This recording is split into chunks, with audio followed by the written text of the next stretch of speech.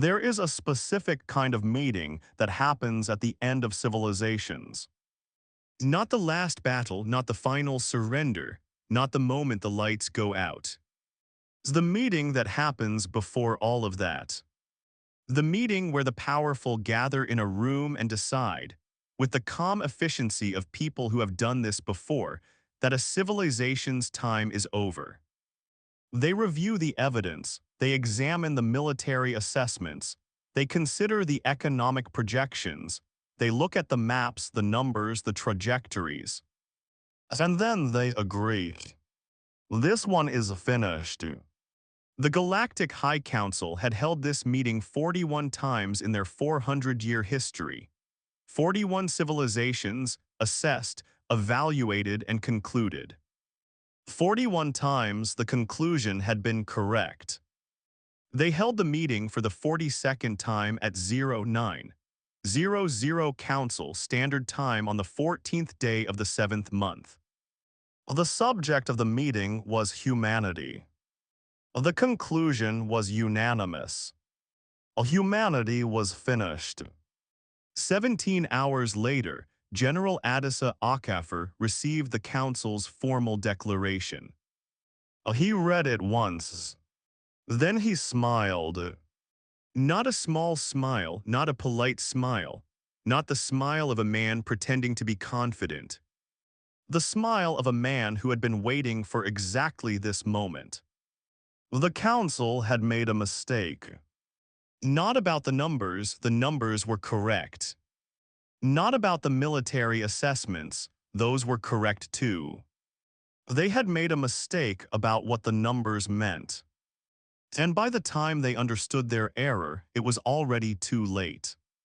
The Galactic High Council was not cruel. This was their genuine belief about themselves, and it was, in a technical sense, accurate. They did not enjoy declaring civilizations finished.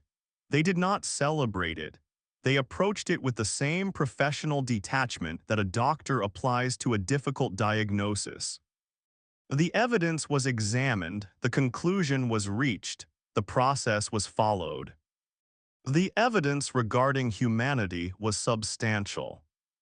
It had begun accumulating 18 months earlier, when the Torathi Alliance, a mid-sized coalition of 4 civilizations with significant military capability, had launched what they described as a border correction operation against human peripheral systems. In the first 6 months, the Torathi had taken 11 human systems. In the following 4 months, they had taken 9 more.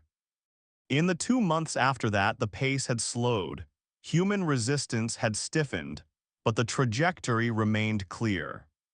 The Council's military analysts had run the projections 37 times. Every projection reached the same conclusion. At current rates with current force ratios, humanity would lose its last core system within 14 months. The economic analysis was equally clear. Human trade revenues had collapsed as peripheral systems fell. Industrial output was down 40%. Resource imports were disrupted. The financial architecture that supported human military production was under severe strain. The political analysis was perhaps the most damning. 3 human member states had already opened quiet negotiations with the Torathi Alliance. 2 more were believed to be considering it. The unified human government was fracturing under the pressure. Councillor Varath Sem, who had chaired all 41 previous finality assessments, reviewed the evidence for the 42nd time and reached the same conclusion she had reached in preliminary review. The trajectory is irreversible, she said. Around the table, 14 heads nodded. The Torathi advance will reach human core systems within the projected window, said the military assessor. Human production capacity is insufficient to close the force gap. Reinforcement from allied civilizations is not forthcoming. The political fracturing accelerates the timeline, added the economic analyst. Once the member states reach individual accommodation with the Torathi, collective resistance collapses. Varathsem looked around the table. Are there dissenting assessments? No silence. Then we are in agreement. She picked up the formal declaration. Humanity is assessed as a civilization in terminal decline. The Council formally recognizes the Torathi Alliance's expanded territorial claims pending final resolution of the conflict. She signed. 14 others signed. The declaration was transmitted to every member of the Council, to every significant regional power, to the Torathi Alliance, to humanity itself because the protocol required notification, and to General Adisa Okafor, commanding officer of the Human Strategic Defense Command, who received it at 02:14 local time, read it once and smiled. General Adisa Okafor was 63 years old. He had been in military service for 41 years. He had commanded at every level from platoon to fleet. He had fought in 2 border conflicts before the Torathi War, negotiated 3 ceasefire agreements, and written the strategic doctrine that currently governed human military operations. He was, by universal assessment among those who had worked with him, the most patient man in the human military. Not patient in the passive sense, not patient in the way of someone waiting for things to get better. Patient in the way of a chess player who has seen 12 moves ahead and is simply waiting for the board to reach the position they already know is coming. His staff had learned over years of working with him to read his expressions. A frown meant genuine concern, stillness meant calculation, raised eyebrows meant surprise rare. The smile was the one that unnerved them most. Because the smile only appeared when something had gone exactly as planned. Lieutenant Commander Sina Adami, his senior aide, had been awake when the declaration arrived. She had brought it to him personally because protocol required it and because she had wanted to see his reaction. She had expected concern, had prepared talking points, had organized the morning briefing to address the political implications of the Council's recognition of Torathi territorial claims. She had not expected the smile. General, she said carefully, the Council has formally declared. I read it, he said. The political implications alone are significant, he agreed. Sina, what is today's date? She blinked. The 14th. The 14th, he repeated. He looked at the declaration again. They're 3 days early. She stared at him. Early. I projected the 17th. He set the declaration down. The acceleration in member state negotiations must have pushed the timeline. Someone moved faster than expected. He glanced at her. Which member states? She checked her notes. Provisional sources suggest Karath 7 and the Outer Reaches Consortium. He nodded slowly. Karath 7 I expected. The Consortium is surprising. He was quiet for a moment. Who approached them first? Unknowns. Find out, it matters for sequencing. He stood. Convene the senior staff. Full briefing in 40 minutes. She was still processing. General, the Council has declared humanity finished. The Torathi have formal recognition of their territorial claims. The member states are fracturing, and you want to know who approached the consortium first. Because, he said, with the patience of a man who had explained this before and would explain it again, the sequence tells us the timeline. The timeline tells us how long we have. And how long we have tells us whether we execute as planned or accelerate. Execute what? She asked. He looked at her. The response, he said. She had worked for him for 6 years. She had never heard that word said in quite that tone. What response? She asked. He smiled again. The one we've been building, he said, for 18 months. The senior staff briefing happened at 02:54 local time. 8 people in a room that, from the outside, appeared to be a standard conference facility in a standard military headquarters building. From the inside, it was connected to a network of secure communications links that reached every significant human military asset in existence. General Okafor stood at the front of the room and began. "The Council's declaration is the trigger," he said. "Not a setback, a trigger. We planned for this." Around the table, 8 faces showed varying degrees of certainty. Some had known, some were learning now. 18 months ago, he continued, when the Torathi launched their initial operation, we made an assessment. The assessment had 2 possible outcomes. He pulled up the strategic display. Outcome 1, the Torathi advance stalls before reaching our core systems. The conflict resolves through negotiation. The Council observes but does not formally intervene. In that scenario, we negotiate from a position of limited but real capability. The settlement is imperfect but survivable. He paused. Outcome 2, the Torathi advance succeeds. The Council formally declares humanity in terminal decline. Member states begin fracturing. The political and economic pressure reaches a specific threshold that looks from the outside like collapse.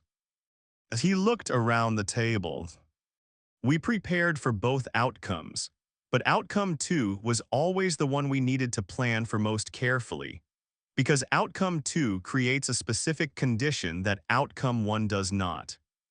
"What condition?" asked Admiral Chen, the fleet operations commander.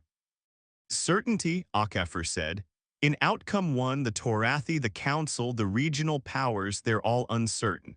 Uncertain whether we might recover. Uncertain whether intervention is warranted. Uncertain whether the situation is resolved." He let that sit for a moment. "In outcome 2, they're certain. The Council has declared it formally, unanimously. Every significant power in the region has received the notification. They believe this is over." He looked at the display. When they believe it's over, they stop watching carefully. When they stop watching carefully, they stop seeing what we're actually doing. He paused. "We've had 18 months of careful watching. This is the moment that ends." He activated the full strategic overlay. The display changed. For the first time, the complete picture appeared. Not the visible human military, not the patrol fleets and border garrisons that the Council's analysts had been tracking. As everything. The room was quiet for a long moment. Admiral Chen leaned forward. "General, are those numbers correct?" "Oh, yes. Because I'm reading." "The numbers are correct," Okafor said. Chen sat back. She had been in the military for 32 years. She had seen large forces. She had worked with large operations. She had never seen anything like this. "When," she asked, "when did we build all of this?" "Over 18 months," he said. "While retreating, while losing systems, while the Council watched our visible fleet shrink and our territory contract." He looked at the display. They were watching the hand, not the other hand.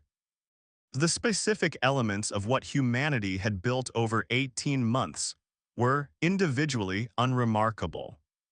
Extra production runs at existing shipyards, extended shifts, accelerated recruitment, stockpiling of resources in locations that appeared to be emergency civilian reserves, construction projects categorized as infrastructure upgrades. Each individual element examined by itself was explainable. The Torathi Alliance's intelligence services had examined several of them, had reached reasonable conclusions, had filed the reports. What they had not done, what no external observer had done, was add them up. Because adding them up required knowing about all of them simultaneously. required connecting the civilian reserve stockpiles to the shipyard production runs to the infrastructure upgrades to the recruitment surge, required seeing the pattern beneath the individual data points. The Council's analysts had been watching the visible military. The Torathi intelligence services had been watching the conflict zone. The regional powers had been watching the political fracturing. Nobody had been watching everything at once. General Okafor had been watching everything at once. And what he had built while everyone else was watching pieces was this: 91,000 warships, distributed across 43 hidden staging positions throughout human space and beyond, crewed, armed, supplied for a 6-month sustained operation. A logistics network that had been quietly assembled across 18 months of apparent retreat, specifically designed to support an offensive that would span hundreds of light years simultaneously. And a gate network, not the small system used in previous operations. Something larger, something that had required 18 months to construct and had been disguised piece by piece as civilian transit infrastructure. 214 gates. Enough to deliver 91,000 warships to any position in the operational theater in under 4 minutes. Admiral Chen stared at the display for a long time. "The Council declared us finished," she said, 3 days early. 3 days early, Okafor confirmed. "Then the Torathi are currently celebrating," he said. "The Council's declaration came through their channels too. Their command staff is, by our intelligence, preparing victory ceremonies." Chen looked at him. "When do we move?" He checked his display. "The member states that have opened negotiations with the Torathi," he said. "Karath 7 and the Outer Reaches Consortium. They haven't signed anything yet." "I know. When they sign, the Torathi will feel completely secure. They'll stand down to garrison status across the occupied systems, reduce readiness, begin transitioning from military to administrative operations." He paused. "That's the moment." "How long?" 48 hours, he said, "perhaps 60. Chen nodded slowly, and the Council's declaration. He looked at the formal document on his desk. "The Council declared humanity finished," he said. "The declaration goes into the record. When this is over, historians will note the date." He paused. "They'll also note what happened 48 hours later." He picked up the document. "File it," he said. The signing happened at 14:30 on the 16th day. Karath 7 first, then the Outer Reaches Consortium 6 hours later. General Okafor received confirmation of both at 2044. He gave the order at 2045. In the Torathi Alliance's command center, Admiral General Crossveth was reviewing the preliminary victory ceremony schedule when the alerts began. They began small: a sensor contact in System 7 that didn't match expected traffic, a communication disruption in the outer reach sectors, a patrol that stopped reporting. Small things, the kind of things that happened in any large operation. Noise. Then the small things became large things. A gate opened in System 7, then another in System 12, then 20 simultaneously in the core sectors. Then 100 thens. The display couldn't update fast enough. Contact reports were coming in from every system simultaneously. Dozens of ships, then hundreds, then thousands. Not approaching, not transiting. Appearing. "Report," Crossveth shouted. "Contacts in Sector 4, contacts in Sector 9, Admiral. I'm reading contacts in every occupied system simultaneously. Numbers are..." His officer stopped. "Admiral, the numbers aren't." "Give me the numbers." A pause. 91,000 plus, his officer said quietly. That can't be. Well, it could be. It was. The gates had opened everywhere at once. Every occupied system, every staging route, every position the Torathi had believed was secure. Crossveth stared at the display. The Torathi Alliance had 6,000 warships, distributed across 23 occupied systems plus their home territory.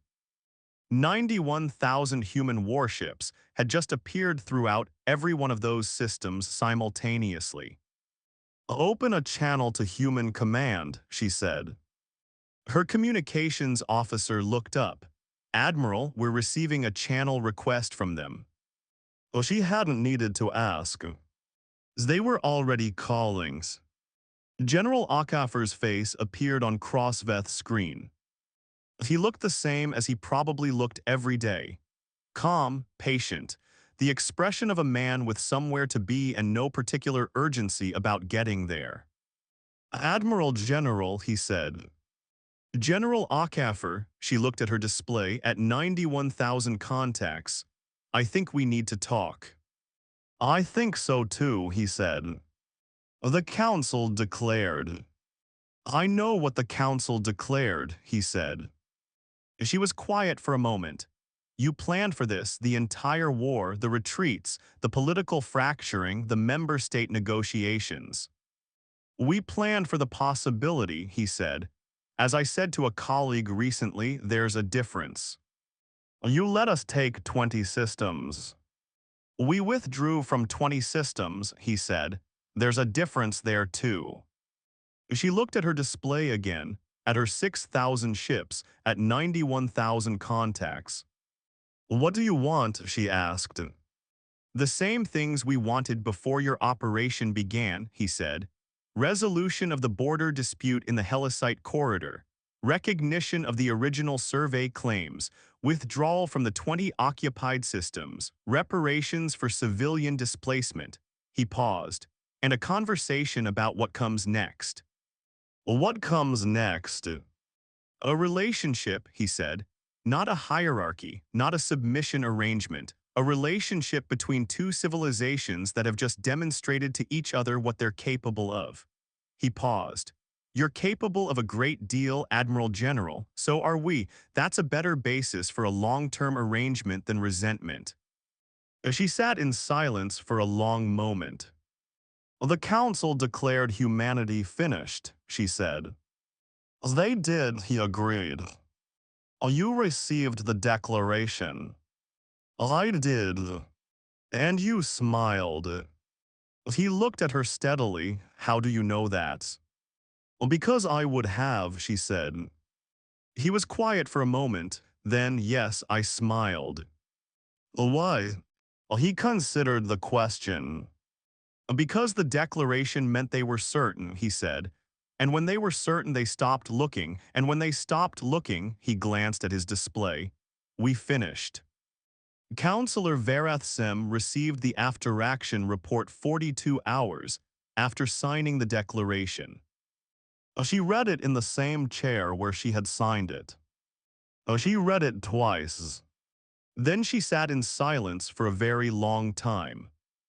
91,000 warships, 214 gates, 18 months of preparation conducted entirely within the analytical blind spots of every intelligence service that had been watching the conflict. The declaration had been issued on the 14th. The Torathi had requested ceasefire terms on the 16th. Humanity had gone from formally declared, finished to the dominant military force in the regional theater in 48 hours. She thought about the 41 previous finality assessments. She thought about the confidence with which this one had been made, the unanimous vote, the clean record. She thought about the smile. She had not been present to see it, but the report had noted it. Lieutenant Commander Adami's account, he read it once. Then he smiled. Varath Sem had been making these assessments for 30 years. She had signed the declarations. She had watched them prove correct every time because the methodology was sound. The evidence was examined. The conclusions followed logically from the evidence. She understood now what had been wrong. The methodology assumed that what was visible was what existed. It assumed that a civilization's actual capability was accessible to observation, that production rates, fleet sizes, territorial holdings, economic output, that these things accurately measured gave you an accurate picture. Humanity had known that assumption would be made, and they had built their response entirely within the space that assumption created.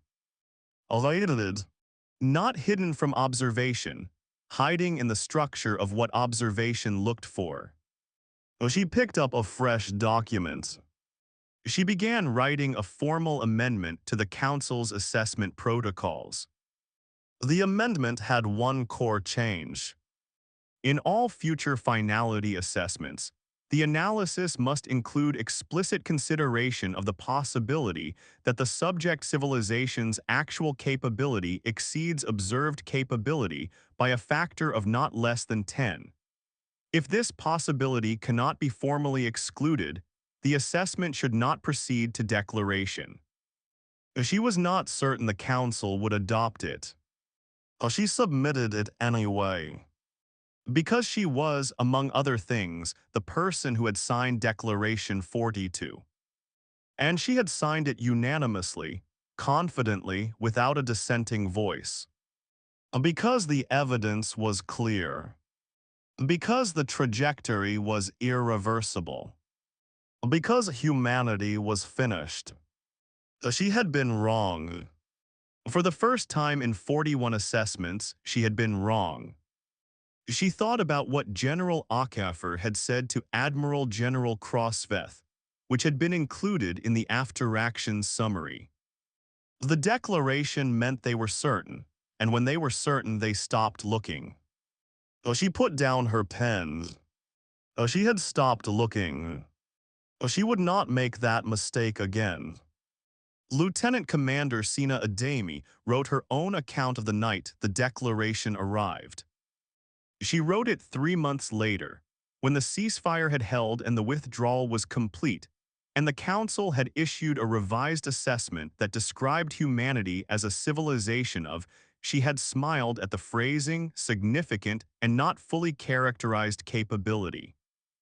She wrote it because she thought it should exist, because the history of those 48 hours would be written many times by many people, and she wanted the version that started in a quiet office at 02:14 local time to exist somewhere. She wrote about bringing the declaration, about preparing the talking points she hadn't needed, about his expression when he read it. She wrote, "He read it once, I watched his face. I was looking for concern or calculation or the particular stillness that meant he was working through a problem. Instead, he smiled. Not a small smile, not the kind of smile you produce when something is merely better than expected. The kind of smile that reaches the eyes, the kind that appears when something is exactly right." I asked him weeks later what he had been thinking in that moment. He said, "I was thinking that they had made it easy." I asked what he meant. He said, "When someone tells you it's over, they stop preparing for the possibility that it isn't. They stop reinforcing. They stop watching. They stop asking what they might have missed."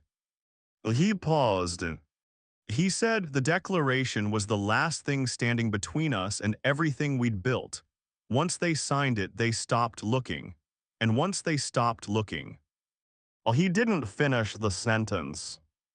He didn't need to. I looked at the display. At 91,000 ships, at 214 gates, at 18 months of work that had existed completely in the space between what the Council had been watching and what was actually there. He hadn't needed to hide it. He had only needed to build it where they weren't looking. And they had told him precisely and formally and unanimously exactly where they weren't looking. That was what the smile meant. They had handed him the map,